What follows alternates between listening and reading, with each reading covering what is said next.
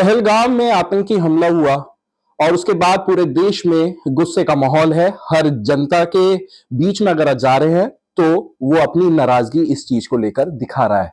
कोई पुतले फूंक रहा है, कोई चिता को नाली में डाल दे रहा है और कोई नारेबाजी करते हुए ये कह रहा है कि पाकिस्तान को नक्शे से गायब कर देना चाहिए।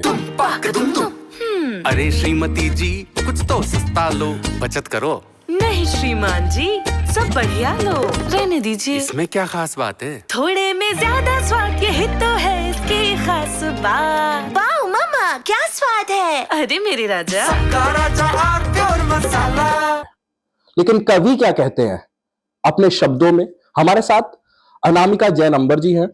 अनामिका जी, ये जो घटना हुई है, कई कविताएं लिखी गई कश्मीर में, उसकी वादियों पर, और कई ऐसी चीजें लिखी गई जो तारीफ करती है। कहीं ना कहीं उस सुंदरता के पीछे एक राक्षस पैदा हुए और उन्होंने धर्म पूछ के मारा। आपका क्या कहना है, क्या लिखा है आपने? देखिए, जो आपने बात कही है ना, इसमें सबसे महत्वपूर्ण बात ये है कि धर्म पूछ के गोली मारी। कुछ लोग, अभी मैं एक बयान सुन रही थी, मैं नाम नहीं बताऊंगी, आप समझ जाएंगे, एक नेताजी का बयान था और वो एक बात कह रहे थे कि उनके लिए हम सब भारतीय हैं। भारत में रहने वाले कुछ लोग हिंदू मुस्लिम कर रहे हैं, कुछ कवि हिंदू मुस्लिम कर रहे हैं, कुछ पत्रकार हिंदू मुस्लिम कर रहे हैं, लेकिन उनके लिए तो हम सब भारतीय हैं। ठीक है, मान लिया उनके लिए सब भारतीय हैं। तो भाई साहब ये बताइए कि जब हम सब भारतीय हैं तो उन्होंने ये पूछ के गोली क्यों नहीं मारी कि आप पाकिस्तानी हो कि भारतीय हो? उन्होंने ये पूछ के गोली क्यों मारी कि आप हिंदू हो कि मुसलमान हो? सोचने वाली बात है, देखने वाली बात है। एक कवि इसी बात को मुद्दा बनाकर यही कहता है कि नाम मात्र का भाईचारा है पर दिल में दूरी है। ये सब बेकार की बात है। असलियत जो है वो केवल और केवल एक फोटो बहुत वायरल हुई थी, आपने देखी होगी, जिसमें पत्नी बैठी हुई है, स्तब्ध, मौन स्तब्ध है, और उसके पति की लाश बगल में रखी हुई है और लिखा हुआ है, कैप्शन है, यही सच है। तो सच बात भी यही है कि यही सच है। नाम मात्र का भाईचारा है पर दिल में दूरी है। लगता है इस उग्रवाद को मजहब की मंजूरी है। तो कश्मीर में बहाल हुए चीख के कहता मोदी जी, और अब तो मैं भी कह रही हूं, मैं पूरे देश की तरफ से कह रही हूं, कश्मीर में बहाल हुए चीख के कहता मोदी जी, पहलगाम के इन हमलों का बदला बहुत जरूरी है। आपसे उम्मीद है, आप पे विश्वास है, इसलिए ये बात कह रहे हैं कि पहलगाम के इन हमलों का बदला बहुत जरूरी है। तो अब ये सारी बातें छोड़ो, इन पर तगड़ा वार करो, उग्रवाद की रीढ़ को तोड़ो, दिल से उग्र प्रहार करो और आतंकवाद के ठौर ठिकाने कहीं शेष न रह जाएं, आतंकवाद के ठौर ठिकाने कहीं शेष ना रह जाएं। सेना के शेरों को बोलो जाओ सीमा पार करो, सेना के शेरों को कह दो जाओ सीमा पार करो। हालांकि हम जानते हैं कि ये होगा, और जिस प्रकार के बयान आ चुके हैं, इस बात से हम सब आश्वासित भी हैं कि ये होगा, और हमने पूर्व में देखा भी है।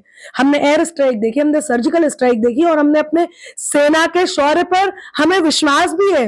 उनसे प्रमाण मांगने की आवश्यकता नहीं है। कुछ हमारे गद्दार लोग जो इस देश में गद्दार बैठे हुए हैं, वो सेना से उनके शौर्य के प्रमाण मांगने से भी नहीं कुचकते। आप गद्दार की बात कर रही हो, इसी पे मैं सवाल खड़ा करता हूं कि एक लोक गायिका है जो कई तरीके के आरोप लगा रही है, उनका सोशल मीडिया अकाउंट जो पाकिस्तान इस्तेमाल करता है अपना, उससे पोस्ट भी किया गया है। उनके लेकर आप क्या कहना चाहती हैं? देखिए, ऐसी कोई भी गतिविधि, ऐसी कोई भी बात, ऐसी कोई भी क्रिया आप यदि करते हैं जिससे दुश्मन को बल मिले, तो आप किसी भी सूरत में केवल गद्दार हैं। चाहे वो आपने सही किया है, चाहे वो आपने गलत किया है। यदि आपने कोई भी गतिविधि ऐसी की है जिससे दुश्मन को बल मिला है, तो वो आपने गलत ही किया है। और जो आप कह रहे हैं कि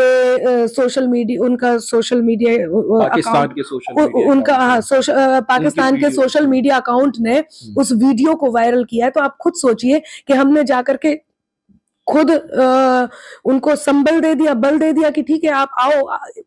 आतंकी हमला जो हुआ वो तो आतंकी हमला है भाई साहब। ये जो हमला हो रहा है ना, ये आतंकी हमले से कम नहीं है। और जिस समय पहलगाम में हमला हुआ, पूरा देश आक्रोशित है क्या सभी की भाषा एक जैसी और इनकी भाषा अलग, इस बात से ये नहीं पता चल रहा कि कौन क्या चाह रहा है। पूरा देश आक्रोशित है, सबकी संवेदनाएं इस समय जागरूक है, सभी दुखी हैं, सब इतने क्रोधित हैं कि आज के आज यदि हमें पावर मिल जाए, बल मिल जाए, तो जाकर के वहां आग लगा दें, उस दुश्मन देश को जड़ से खत्म कर दें। इसी बात पे 2 लाइन हो जाए, दुश्मन देश को खत्म करना। जड़ से खत्म कर दें, बिल्कुल होनी चाहिए। और मैं बिल्कुल कहूंगी, किसी भी बात पर होती शिकायत हो तो हो जाए, जो ठाना है करेंगे हम, हिमाकत हो तो हो जाए, न गद्दारी नहीं गद्दार अब मंजूर है हमको, सलामत देश हो मेरा बगावत हो तो हो जाए। तो कतरा कतरा कतरा कतरा लहू का बदला दरिया भरकर हम लेंगे। इस समय पूरा देश ये कह रहा है, जो भी जिस भी माध्यम से अपनी अभिव्यक्ति लोगों तक पहुंचा सकता है वो यही कह रहा है। मेरी भाषा कविता की है, लोगों की भाषा जिसकी है वो उस भाषा में कह रहा है जो ये पंक्तियां हैं कि कतरा कतरा लहू का बदला दरिया भरकर हम लेंगे, खून के आंसू रोएगा तू, तुझको इतने गम देंगे। और उग्रवाद की केवल निंदा, अब ये बात पुरानी है, भारत माँ के बेटों का अब हर तेवर तूफानी है। एक गोली के बदले 100 गोले दागे जाएंगे, तेरे हर एक जेहादी को हम 2 जग पहुंचाएंगे। अरे निशाने साधने वालों, ध्वस्त निशानी कर देंगे।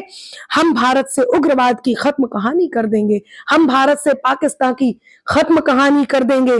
जहर के बदले जहर मिलेगा, रखना कोई आस नहीं, ये घोषणा कर दी गई है।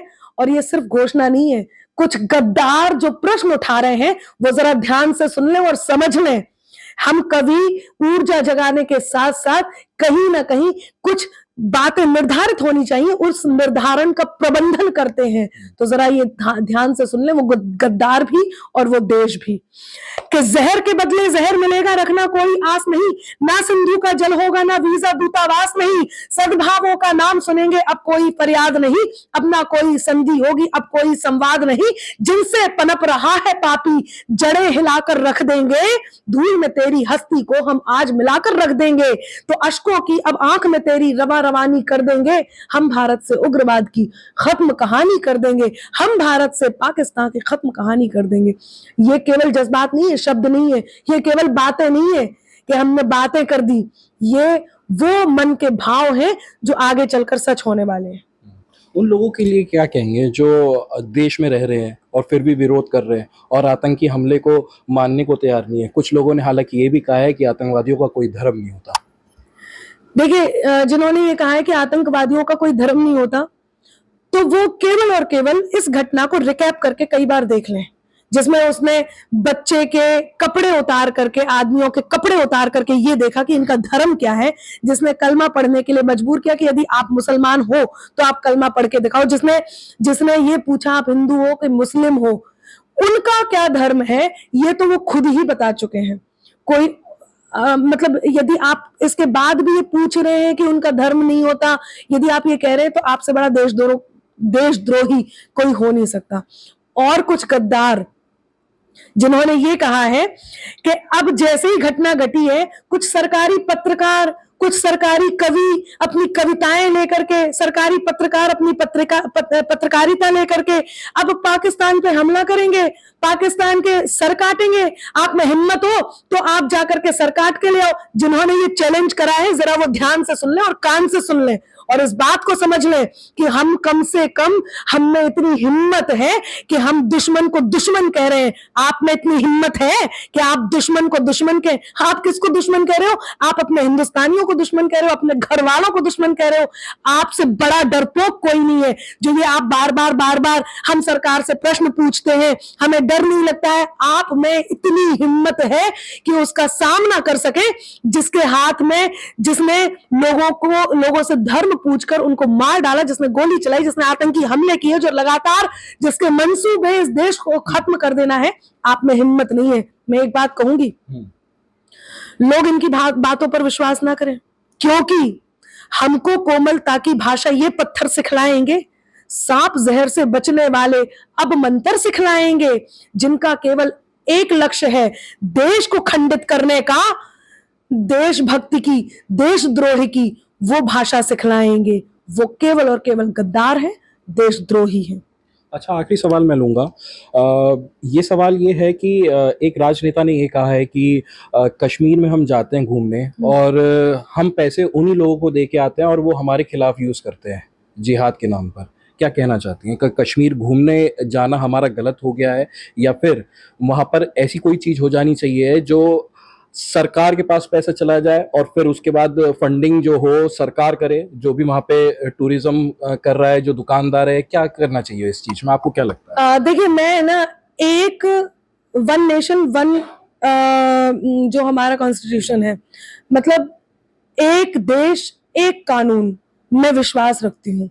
जैसा पूरे देश में कानून है, कश्मीर का भी वही होना चाहिए। जहाँ जहाँ भी टूरिज्म है, वहाँ वहाँ जो भी जिस भी रूल के तहत ये पर्यटकों से पैसे लिए और वितरित किए जाते हैं, वही कानून वहाँ पर भी होना चाहिए। 370 हटने के बाद जो कश्मीर में एक उमंग जागी थी, जो इंकलाब के मस्तानों की टोली ने बिगुल बजाया था, वो उस शांति को बनाए रखे जाने के लिए जो भी प्रयास हो सकते हैं, वो प्रयास पूरे देश को मिलकर के करना चाहिए। ये केवल कश्मीरियों की जिम्मेदारी नहीं है। और दूसरी बात, हम ये नहीं कह सकते हैं कि सारे कश्मीरी यही हैं। यदि ऐसा होता तो जो लोग पहले पर्यटकों को ये कहते थे ये इंडिया से आए हैं, वो आज पर्यटकों को ये नहीं कहते कि हम भी हिंदुस्तानी हैं, ये भी हमारे हिंदुस्तान के हैं। तो ये बदलाव तो एक आया है। हमारा कश्मीर हमारा है। एक बात कहूँ, आपकी बात से याद आया है कि झेलम रावी या सतलज हो, सब में नीर हमारा है। तरकश बेशक तेरा हो, पर हर एक तीर हमारा है। जाकर सीमा पार तिरंगा ताल ठोक कर बोलेगा, ये कश्मीर हमारा था, अब वो कश्मीर हमारा है। तो हमारे कश्मीर को भड़काने का प्रयास किया जाएगा या सरकार के विरोध में ला करके खड़ा किया जाने का प्रयास किया जाएगा। जो करेंगे उन्हें चुन चुन के निकाला जाएगा, और जो लोग बाहर के जो कर रहे हैं उन्हें वाकई इस नक्शे से निकाला जाएगा। हमारी इस शांति को बने रहने दीजिए, वरना अंजाम बहुत बुरा होगा। बहुत बहुत शुक्रिया बात करने के लिए। ये थी हमारे शहर की, देश की सबसे चर्चित कवित्री अनामिका जैन अंबर, जिनका ये कहना है कि ये कश्मीर हमारा था, हमारा है, और जो देश में रहकर इस थाली में खाकर छेद कर रहे हैं उनके लिए भी एक संदेश दिया है और पाकिस्तान को भी ललकारा है। अनमोल शर्मा, TV9 उत्तर प्रदेश, मेरठ। अरे श्रीमती जी कुछ तो सस्ता लो, बचत करो। नहीं श्रीमान जी, सब बढ़िया लो, रहने दीजिए। इसमें क्या खास बात है? थोड़े में ज्यादा स्वाद, यही तो है इसकी खास बात। वाह मम्मा, क्या स्वाद है। अरे मेरे राजा, राजा